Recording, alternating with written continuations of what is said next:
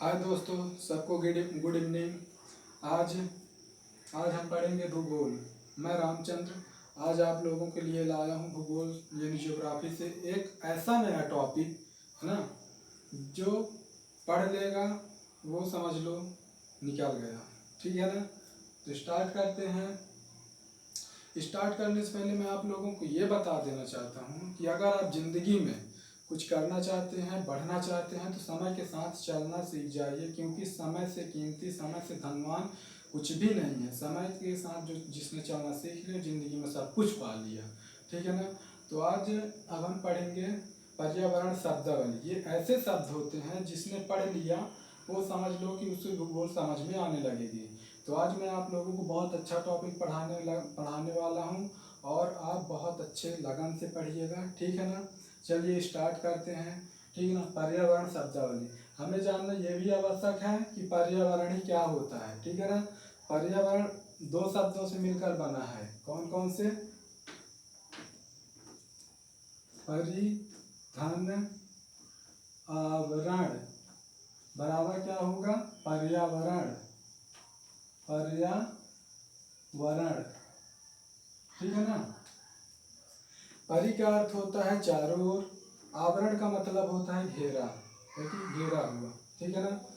शाब्दिक अर्थ में यह कह सकते हैं कि पृथ्वी के चारों ओर फैला हुआ वह प्राकृतिक पर्यावरण जो मनुष्य को घेरे हुए हैं और प्रभावित करता है, जैसे कि रासायनिक, है ना, भौतिक और जैविक रूप से, है ना, प्रभावित करता है ना। जैसे कि प्राकृतिक तत्व होते हैं पेड़ पौधे, है ना, मिट्टी, नदी, पर्वत, पठार, मैदान, सागर, झील, ये सब क्या है? प्राकृतिक तत्व हैं। ये मनुष्य को चारों ओर से घेरे हुए हैं और अन्य विशालकाय जीव जंतु भी आते हैं इसके अंदर, सभी को, है ना, घेरे हुए हैं और प्रभावित करते हैं। ठीक है ना। वही क्या कहलाता है? हमारा पर्यावरण कहलाता है। चलिए स्टार्ट करते हैं।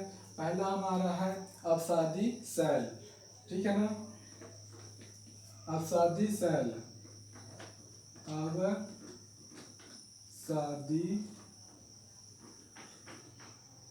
शैल। अवसादी शैल किसे कहते हैं? ठीक है ना। मैं बताता हूँ। नदियों के द्वारा जो बालू, कंकड़, मिट्टी, पत्थर, ठीक है ना, बहा करके लाया जाता है और दूसरे स्थान पर ले जाकर के उसे जमा कर दिया जाता है, वहाँ स्थल का निर्माण हो जाता है, उसे क्या कहते हैं? अवसादी शैल कहते हैं। पहले वहाँ जल रहता है, नदियाँ फिर ले जाकर के मिट्टी पाट देती हैं, जिससे वो भाग समतल हो जाता है, वहाँ कृषि होती है। ठीक है ना। खेती किसानी होती है, वही अवसादी शैल कहलाता है। ठीक है। आपका दूसरा है अधिवृद्धि। क्या? अधिवृद्धि।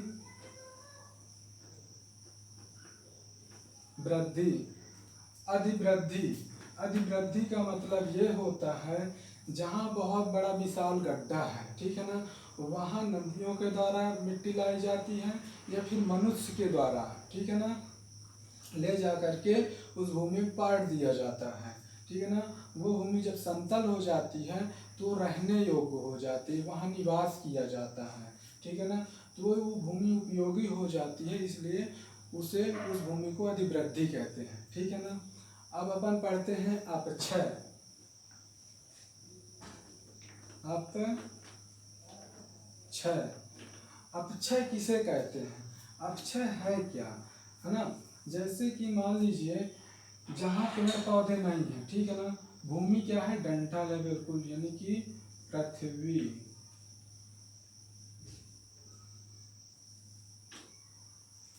यहाँ पेड़ पौधे नहीं है,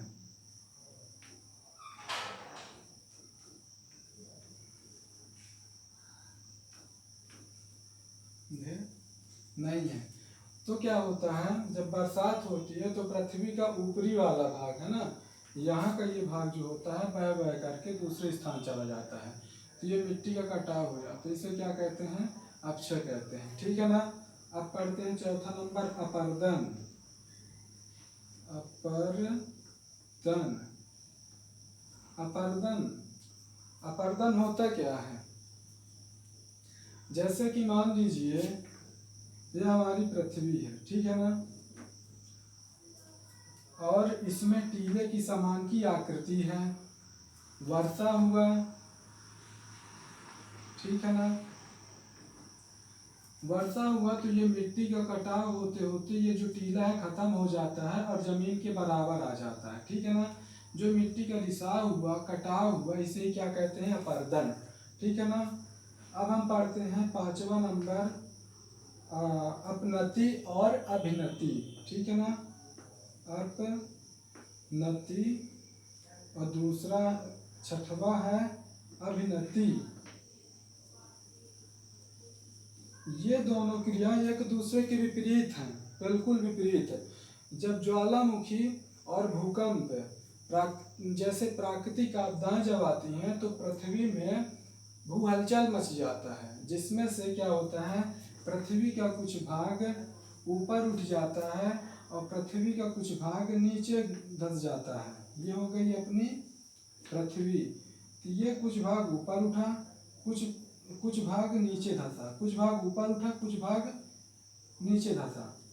तो जो ऊपर का उठा हुआ वलन है उसे क्या कहते हैं? अपनति। और ये जो नीचे को धंसा हुआ भाग है इसे बोलते हैं अभिनति, ठीक है ना। मैं समझ रहा हूँ कि आप समझ तो आ गया होगा, ठीक है ना। 6वां हो गया अपनति अभिनति। अब पढ़ते हैं अपन आयन मंडल। आयन मंडल होता क्या है? नंबर 7 है आयन मंडल। आयन मंडल किसे कहते हैं? पृथ्वी की वायुमंडल में 6 परतें होती हैं।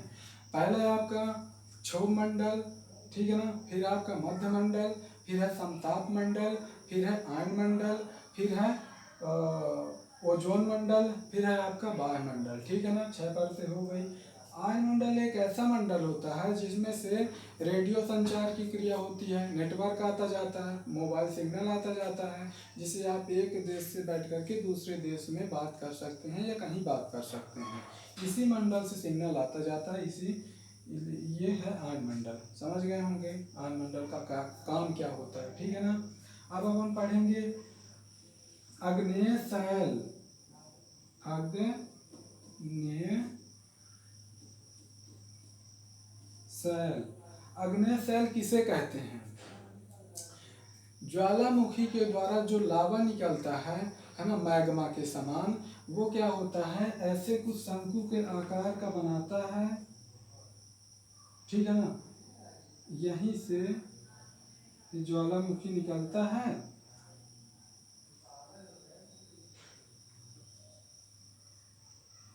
ज्वालामुखी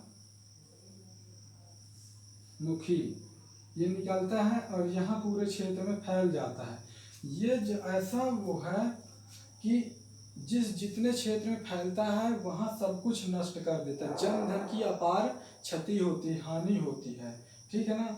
तो जब ये ठंडा होता है तो चट्टान का रूप लेता है, जब चट्टान का रूप लेता है तो इसे क्या कहते हैं? आग्नेय शैल कहते हैं, ठीक है ना। आप समझ में आ गया होगा, ठीक है ना। ये हो गया आग्नेय शैल। अब आपका 9वां नंबर हो जाएगा अवनालिका पर्दन। अवनालिका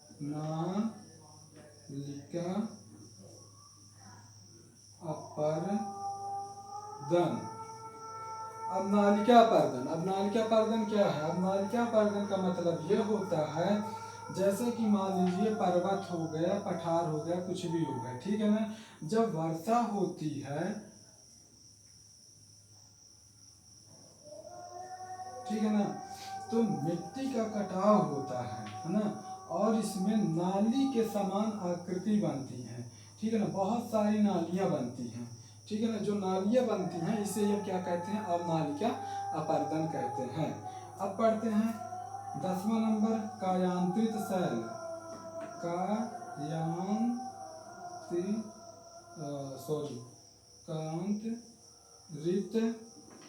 शैल। कायांतरित शैल किसे कहते हैं? कायांतरित शैल वे शैलें होती हैं जो आग्नेय शैल और अवसादी शैल के जमने से बनती हैं कायांतरित सेल कहलाती हैं, है ना। कायांतरित सेल को परतदार चट्टान भी कहते हैं, क्योंकि जो चट्टानें होती हैं एक के ऊपर एक, एक के ऊपर एक, है ना, जो परतें होती हैं, जैसे ये चट्टान हो गई, इसके ऊपर ये परत हो गई, इसके ऊपर ये परत हो गई, इसके ऊपर ये परत हो गई, है ना, क्या है, चट्टान। चट्टान ये जो परतदार होती हैं इसे क्या कहते हैं, कायांतरित सेल, ये परतदार चट्टान कहते हैं, ठीक है ना। अब अपन पढ़ते हैं 11वां नंबर, चक्रवात।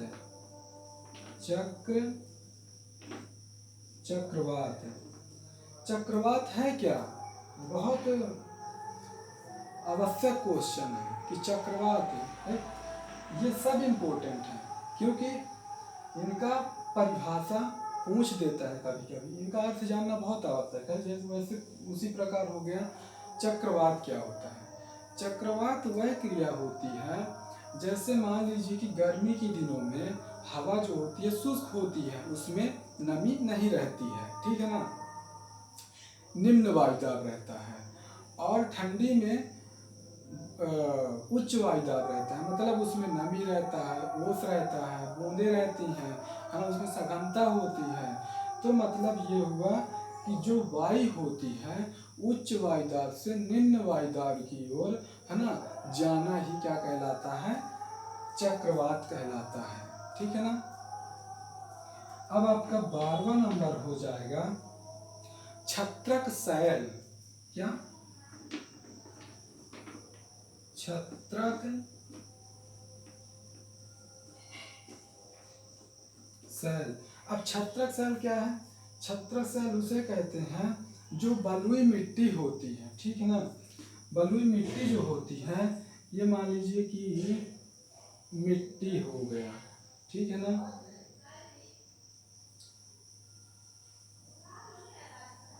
क्या है, मिट्टी, मिट्टी है, ठीक है ना। जब हवा चलता है तो इसका यहाँ से हवा चलता है जब तेजी से, तो ये जो भाग होता है रिसाव होने लगता है, मतलब कि कटने लगता है। ये जो कट जाते हैं ये भाग, और ये छत के समान आकृति ऊपर बनती है, किसके समान, छत के समान आकृति बनती है, इसे हम क्या कहते हैं, छत्रक सैल कहते हैं, है ना। तो चलिए दोस्तों, आज के लिए इतना बहुत काफ़ी है। अगली वीडियो में अभी और बहुत सारे हैं, अगली वीडियो में हम पढ़ेंगे, ठीक है ना। तो जो भी समझ में न आए तो कमेंट बॉक्स में कमेंट करिए, ठीक है ना। आप लोगों को बहुत बहुत धन्यवाद, है ना। और वीडियो को ज़्यादा से ज़्यादा शेयर करिए, लाइक करिए, सब्सक्राइब करिए, ठीक है ना, ताकि हमारी आने वाली वीडियो आपको प्राप्त हो सकें, ठीक है ना। ऐसी ही वीडियो हम लाते रहेंगे आप लोगों के लिए, ताकि, और मैं आप लोगों को ये बता दूं कि मैं जो भूगोल है, जियोग्राफी, पूरे वर्ल्ड का जियोग्राफी पढ़ाने वाला हूँ, ठीक है ना। क्योंकि देखिए आपको जो है पीजी का यूजी का मिल जाएगा, ठीक है ना, पूरा यूट्यूब में मिल जाएगा, गूगल में मिल जाएगा, सर्च करेंगे, मगर पीजी का नहीं मिलता है, ठीक है ना। पीजी का मैंने सिलेबस देखा, उसमें से कुछ नहीं मिल रहा है। आप कहीं से भी ढूंढ लीजिए, बिना पुस्तक के कुछ नहीं होने वाला। अगर जिंदगी में कुछ करना चाहते हैं तो पुस्तक से पढ़िए, क्योंकि सीरीज सिर्फ पास होने का आधार है, पास होने का जरिया है, ठीक है ना। तो चलिए दोस्तों, आप लोगों को बहुत बहुत धन्यवाद, नमस्कार, गुड इवनिंग, ठीक है, बाय, टाटा।